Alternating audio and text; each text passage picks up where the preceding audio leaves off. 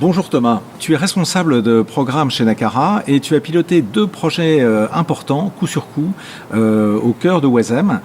qui se font face autour d'une ancienne venelle. Est-ce que tu peux nous expliquer les particularités du montage et du développement de ces opérations ? Oui, bien sûr. Donc c'est une opération qui libère beaucoup de mètres carrés fonciers en plein centre de Wezem, puisqu'on libère 12 000 mètres carrés d'emprise foncière, donc c'est ce qu'on retrouve ici sur le plan des rues. Ces 12 000 mètres carrés sont séparés par une petite venelle de 3 mètres qui est séparée de deux gros murs en briques de 3 mètres et donc qui est composée de deux terrains qui sont propriétés de propriétaires privés. Et ces propriétaires privés décident de lancer une consultation à promoteurs afin d'avoir des offres d'acquisition foncière. Pour conserver une qualité architecturale et garder la main sur ce que va proposer le promoteur sur l'opération et accompagner le propriétaire dans le choix du bon promoteur qui mènera le projet qui correspond aux attentes de la ville de Lille a accompagné les propriétaires privés et leurs conseils, donc en l'occurrence c'était leur notaire, sur l'organisation de la consultation. Et donc nous avons répondu nous sur un premier dossier qui est Covent Garden, qui se trouve donc en gris en face de l'opération dont je vais vous parler juste après. Ces deux opérations, elles sont reliées par un trait d'union qui est cette ancienne venelle piétonne qu'on a souhaité nous transformer en maille piéton, donc le maille de la tranquillité, puisque la ruelle s'appelait la rue de la tranquillité. Et ce trait d'union végétalisé, puisqu'on avait une occasion unique de récupérer du terrain privé, donc complètement sans réseau, enterré, et qu'on le redonnait à du domaine public pour créer une rue publique. Ça nous a permis de proposer une rue très végétalisée, très plantée, c'est ce que vous retrouvez sur la perce qui est au-dessus. Donc, lors de la consultation, on a eu différents échanges avec les services de la municipalité et cette rue a évolué, a muté, puisqu'on avait des contraintes d'accès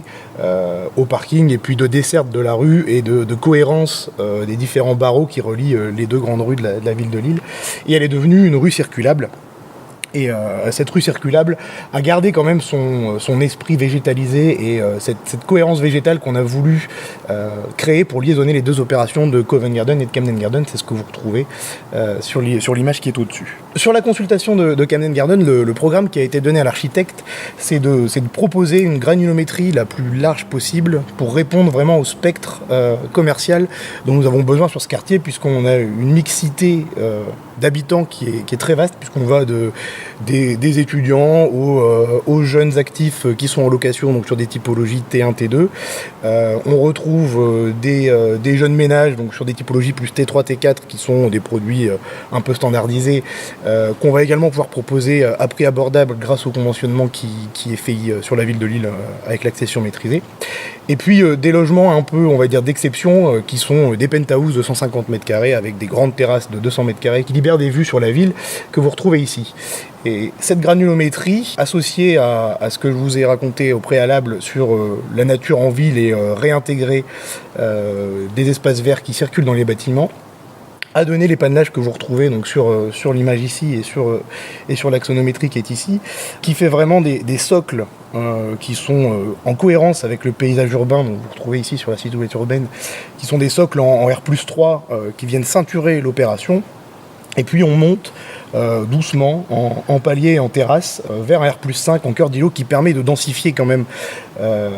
cet îlot et de répondre aux attentes des propriétaires pour permettre d'offrir la charge foncière qui est attendue par ces propriétaires.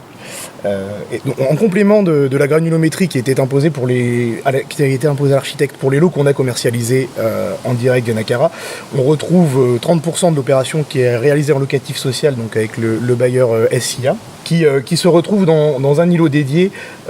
pour des questions de fonctionnement et de gestion de ces logements. Donc sur le fond de l'opération, on retrouve donc 30 logements qui sont destinés au bailleur social.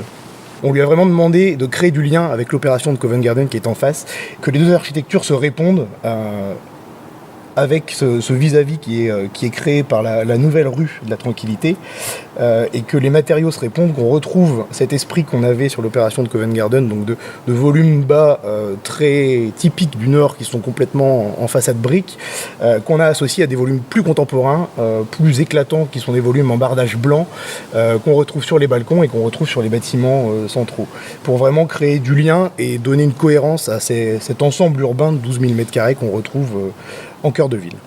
Merci Thomas de ces explications sur une manière de fabriquer la ville.